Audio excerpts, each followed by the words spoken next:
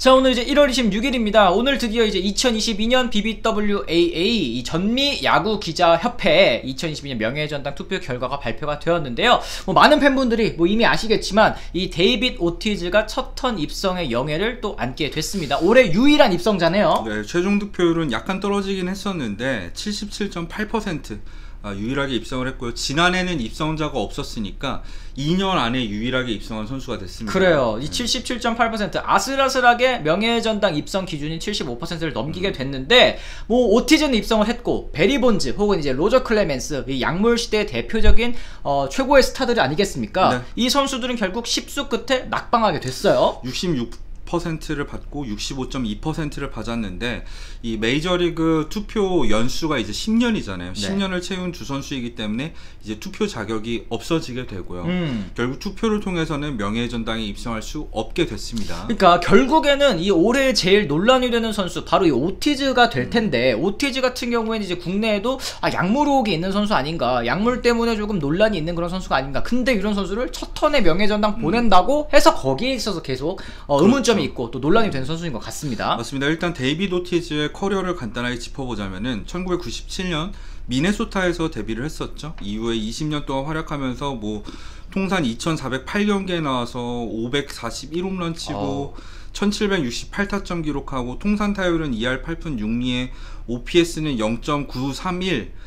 사실 타율 스탯만 놓고 보면은 명예전당감이라고 할 수 있겠지만 일단 지명타자이고요. 또 가장 중요한 약물 의혹이 있기 때문에 이게 첫 턴에 들어가는 게 맞나 하는 생각이 저도 듭니다. 그렇습니다. 어쨌든 이 오티즈라는 선수 이 스탯과 이 떼어놓고 볼 수 없는 게 바로 이제 결정적인 순간에서의 활약이라고 볼 수 있을 것 같아요. 2004년에 보스턴이 86년 만에 월드시리즈 우승을 차지하면서 밤비노의 저주를 깼었죠. 이때 아메리칸 리그 챔피언십 시리즈에서 뉴욕 양키스를 역수입, 그러니까 3연패 후 4연승으로 제치고 월드시리즈 진출을 했을 때 오티즈가 이 시리즈 MVP로 선정이 될 만큼 멋진 활약을 펼쳤었고요.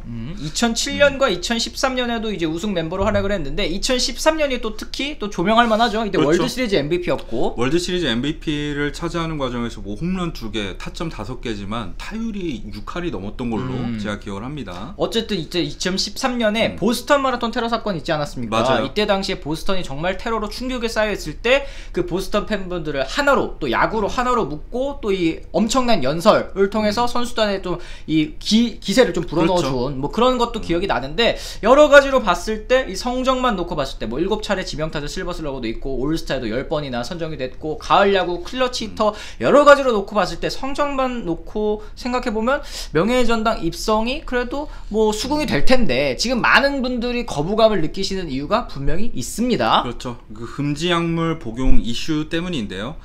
금지약물 복용 이슈에 있어서 오티즈 같은 경우에는 2003년에 했던 비공개를 전제로 한 금지약물 첫 번째 검사에서 적발이 되었었던 사실을 2009년 뉴욕타임즈가 단독 보도를 했었죠. 이때 오티즈 말고 딱 4명이 언급이 됐었는데 오티즈 포함해서요. 오티즈, 매니 라미레즈, 세미 소사, 알렉스 로드리게스였습니다. 104명의 선수 중에서 공개가 된 선수는 4명이어서 좀 화제가 됐었죠. 그렇죠. 그러니까 2003년에 이제 비공개 그리고 비처벌 원칙으로 했었던 검사에서 오티즈는 걸렸지만 2004년에 이 검사를 바탕으로 제대로 된 처벌 기준이 이제 마련이 됐으니까 2004년 이후에 그래도 나는 걸린 적 없다. 오티즈도 지금 얘기를 하고 있는 부분이 바로 그 부분입니다. 공식적으로 검사를 한 2004년부터 2016년까지 13년 동안 한 번도 금지약물에 적발된 적이 없다는 게 이제 오티즈를 옹호하는 사람들의 말이고요. 그 다음으로는 2003년에 있었던 비공개 검사 결과 이 104명이나 이제 적발이 된 게 좀 문제가 있었던 게 아니냐. 이 검사 정확도가 첫 번째 이 검사였던 만큼 좀 부정확했던 게 아닌가 하는 얘기도 이제 롬 만프레드 커미셔너가 직접적으로 하기도 했었죠. 그러니까 오티즈가 본인이 얘기했을 때 어떤 건강보조제가 문제가 된 것 같다 이런 식으로 해명을 했었던 적도 있었고 사실은 이 오티즈가 2016년 은퇴할 때까지 이 검사 약물 검사만 한 80회 정도로 했었대요. 그리고 이제 본인이 쓴 칼럼 다른 기자들이 쓴 칼럼 이런 걸 비춰봤을 때는 도미니카 비시즌 때 도미니카로까지 찾아와가지고 이제 소변 샘플을 받아가는 등 굉장히 깐깐한 검사를 통해서도 좀 유력한 그런 감시 후보였는데 한 번도 걸리지 않았다. 이게 무엇을 의미하겠느냐? 본인이 이제 입성한 다음에는 그렇게 얘기를 했습니다. 그러니까 이제 이런 식으로 뭐 어쨌든 2003년에 걸린 것은 사실 아니냐라고 이제 얘기를 하고 있는데 좀 차이가 있는 것 같아요. 여러 선수들과는. 그렇죠. 일단 1991년에 스테로이드 계열 의약품을 금지 약물로 지정을 하긴 했었습니다. 근데 이때는 검사를 하지 않았어요. 걸렸을 때 처벌을 어떻게 한다 이런 기준도 없었고요. 근데 2003년에 발코 스캔들이 있었잖아요. 이때 당시에 베리 본즈와 게리 셰필드, 제이슨 지안비가 걸리면서 좀 이 메이저리그의 파장을 불러일으켰었고, 그렇죠. 이게 하도 문제가 되다 보니까 2003년에 비공개, 비처벌을 원칙으로 이제 메이저리그 약물 검사 결과를 처음으로 실시를 했었고요. 2004년부터 공식적인 금지 약물 검사를 해왔었습니다. 네.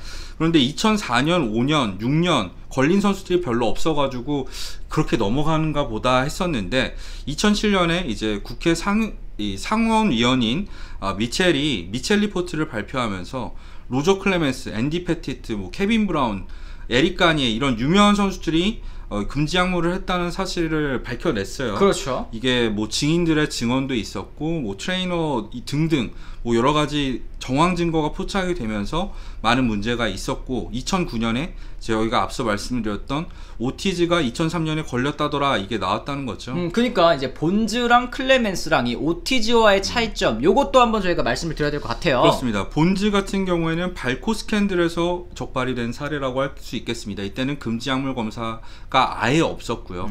하지만 이 내부 고발자에 의하면은 베리 본즈가 약을 한 거는 거의 기정사실인데, 베리 본즈 같은 경우에는 본인이 알고 약을 하지 않았다라고 얘기를 해서 미국 법원으로부터 위증죄까지 이제 고소를 당했었어요. 네. 근데 위증을 한 거는 이제 혐의 없음으로 풀려나긴 했는데, 여러 가지 이런 보도에 따르면은 금지 약물을 한 건 거의 확실합니다. 그러니까 이게 위증이 무죄라는 거죠. 이제 법률상으로 약물을 하지 않았다 이거를 뭐 공인해 준 건 아니고 위증을 하지 않았다라는 거를 이제 공인을 해준 겁니다. 클레멘스도 역시 마찬가지인데, 그렇죠. 클레멘스는 이제 아까 말씀드린 것처럼 이제 미첼 리포트 조사를 통해서 이제 밝혀진 그런 사례인 거고, 에이로드와는 또 무슨 차이가 있느냐? 이것도 또 궁금해하실 것 같아요. 그렇습니다. 에이로드 같은 경우에는 이 오티즈와 함께 2009년 뉴욕타임즈의 폭로에서 2003년에 비공개 검사 결과 양성 반응이 나왔다, 이게 폭로가 됐었는데, 에이로드는 좀 많이 시달렸었죠. 왜냐면 이때 메이저리그 최고의 스타였으니까. 그러다 보니까 에이로드가 ESPN과의 인터뷰에서 내가 텍사스 시절에 이 성적에 부담을 느끼고 2001년부터 2003년까지 약을 한 건 사실이다, 이렇게 본인이 인정을 했고요. 다만 금지 약물로 이제 검사를 한다고 한 2004년부터는 금지 약물을 복용한 사실이 없다라고 해서 여기서 끝났으면 오티즈랑 똑같은 건데, 그렇죠. 2013년에 바이오제네시스 스캔들 때 에이로드의 이름이 결국 공급책을 통해서 나오게 되었고, 이걸 통해서 1년 출전 정지를 받았습니다. 그러니까 에이로드 같은 경우에는 검사 결과는 나온 적이 없지만 공급책을 털면서 적발된 사례로서 이 2003년 이후에 또 한 번 걸린 거죠. 그렇죠. 그러니까 에이로드 같은 경우에는 공식적으로 징계를 받았기 때문에 빼박 약쟁이라고 할 수 있겠습니다. 그렇습니다. 이제 그랬을 때 마지막으로 이 오티즈가 빼박으로 좀 약간 내로남불이 아니냐라고 이제 볼 수 있는 부분은 바로 이제 세미소사일 것 같아요. 이제 세미소사 같은 경우도 결국에는 2003년에 오티즈와 함께 양성 반응을 보였고, 그게 이제 2009년에 폭로가 된 선수 중에 하나인데, 이 소사 같은 경우에는 18.5%를 결국에는 명예전당 광탈하고 말았습니다. 그렇죠. 수사는 이거 말고는 다른 데서 걸린 적이 한 번도 없었으니까 오티즈랑 똑같은 사례라고도 볼 수 있겠는데, 소사의 커리어에서 좀 문제가 됐던 게, 첫 번째는 코르크 배트 사건. 코르크 배트 사건도 이 연습 배트를 실수로 들고 나간 걸로 결국에는 인정을 받긴 했습니다. 네. 문제는 이런 걸 통해서 여론이 굉장히 안 좋아졌다는 거고, 그 다음에는 이제 뭐 시카고 컵스 라커룸에서 혼자서 라커룸 9칸을 차지하면서 뭐 음악을 크게 틀어놔가지고 팀 동료들이 정말 싫어하고 욕을 했다, 뭐 최희섭이랑은 멱살잡이도 했다더라, 그래요. 이런 각종 사건들이 있었고, 기자들과 사이도 굉장히 안 좋았어요. 이걸 빼면 사실 오티즈랑 다를 게 없죠. 요 소사는 600홈런 쳤습니다. 그러니까 결국에는 이 소사의 탈락, 그리고 뭐 커트 실링 같은 경우에는 입으로 워낙에 이제 업보를 많이 쌓았기 때문에 탈락을 결국 했지만, 이 이미지 그리고 이제 기자들 사이의 친분이 결국에는 이 투표율, 이 득표율에 영향을 주지 않았느냐라는 얘기를 할 수밖에 없는 것 같아요. 확실히 그런 부분은 있는 것 같습니다. 기자들과의 사이가 분명히 투표율에 어느 정도는 영향을 미친다고 저도 생각을 하고요. 네. 여기에 더해서 좀 공개적인 물의를 일으켰느냐 안 일으켰느냐 이 부분도 상당히 중요한 것 같아요. 그렇습니다. 뭐 디 애슬레틱의 브리지롤리 기자도 본즈가 만약에 오티즈 성격을 가지고 있었으면 입성했을 것 같다. 이거는 뭐 실제로 기자들 내부에서도 오티즈의 입성, 첫 턴 입성에 어느 정도 기자들 간의 친분이 영향을 주지 않았느냐라는 그렇죠. 의견이 일부는 좀 있는 것 같습니다. 맞습니다. 뭐 추가로 마지막으로 이제 성적만 놓고 봤을 때 첫 턴에 입성할 선수인가라는 점도 좀 걸리는 부분인 것 같아요. 그렇죠. 순수 지명타자로서 투표 입성 사례는 사실 에드가 마르티네즈밖에 없었거든요. 근데 에드가 마르티네즈가 오티즈보다 비율 성적은 더 좋아요. 네. 근데 에드가 마르티네즈는 결국에는 통산 300홈런대로 500홈런을 넘기지 못했고요. 오티즈처럼 월드시리즈 우승을 3차례 이끈다던가 뭐 장타율왕, 타점왕 이런 걸 차지한다던가 이런 타이틀이 없긴 하다. 네네네. 그래서 커리어만 놓고 봤을 때는 확실히 명예전당 투표율이 높을 만한 선수는 야구를 안 한다는 전제하에 오티즈이긴 하지만 문제는 그걸 감안하더라도 오티즈는 워낙에 수비를 아예 안 했기 때문에 통산 WAR이 간신히 50승이 넘습니다. 네. 근데 이게 순위로 따졌을 때는 이 WAR 순위로 했을 때는 뒤에서 네 번째죠. 그러니까 간신히 입성한 사례라고 할 수 있겠어요. 네. 하지만 이제 첫 턴 입성이라는 것이 조금 걸림돌이 아니냐. 좀 걸림돌이죠. 마음속에 있어서는 좀 이 인정하기 어려운 그런 부분이 한 번에 안 아니겠느냐. 되거든 이 정도 네, WAR이면. 네. 하여튼 그렇습니다. 뭐 이미 사실 명예전당에 이반 로드리게스 같은 경우는 이제 호세 칸세코의 자서전에서 이제 밝혀졌죠. 뭐 마이크 피아자 본인이 이제 고백을 했고 제프 베그웰 같은 경우에도 약물 복용 의혹을 지금 받고 있는 그런 선수들인데 맞습니다. 이런 선수들이 이미 명예전당에 입성해 있기 때문에 사실 약물 청정지대가 아니게 된 지는 좀 된 것 같아요. 명예전당도. 맞습니다. 뭐 이반 로드리게스 같은 경우에도 뭐 기자와의 인터뷰에서 10만이 아실 것이다 이렇게 말을 한 것 자체가 사실 많은 의혹을 불러일으켰었고 마이크 피아자가 본인이 고백하기 전까지는 걸리지 않았지만 본인이 고백을 했는데 어쨌든 약쟁이 아니냐 그렇죠. 이런 얘기도 분명히 나올 만한 거고요. 베그웰 같은 경우에도 이런 스캔들에 한번 연루가 됐었기 때문에 이 선수들이 입성한 것 자체가 오티즈랑은 사실 놓고 봤을 때 크게 다를 게 없는 거는 오티즈도 공식 검사 결과에서 걸린 적이 없었고 그렇죠. 2003년에 비공개 전제로 한 대만 걸렸으니까 이 선수들이랑 굉장히 비슷한 케이스이긴 합니다. 그리고 앞으로는 이런 선수들이 다행히도 나오지 않을 것 같아요. 네, 그러니까 어느 정도 이 스테로이드 시대 2000년대 초반이죠. 2000년대 초반까지는 그 기준이 뚜렷하게 확립이 되지 않은 그런 상황이었기 때문에 어느 정도 좀 애매한 그런 부분이 있었다고 한다면 사실 2004년 이후로는 우리 이렇게 하면 약물 처벌할 거야. 그 이후로 걸린 선수들은 이제 명예전당 입성 어렵다. 그런 부분에서 A로드가 입성이 어려운 부분이기도 하고 다른 맞습니다. 선수들이 조금 애매한 부분도 여기에서 바로 오는 것 같습니다. 어쨌든 굉장히 좀 충격받으신 분들도 많고 이제 명예전당을 명예전당이라 부르면 안 되겠다라고 이제 생각하시는 분들도 많을 것 같은데 좀 이 의미가 퇴색된 건 확실히 좀 맞는 것 같지만 그렇죠. 그래도 저희가 어느 부분에 있어서 오티즈가 첫 턴에 입성을 하게 되었는지에 대해서는 좀 설명을 해드린 것 같습니다. 좀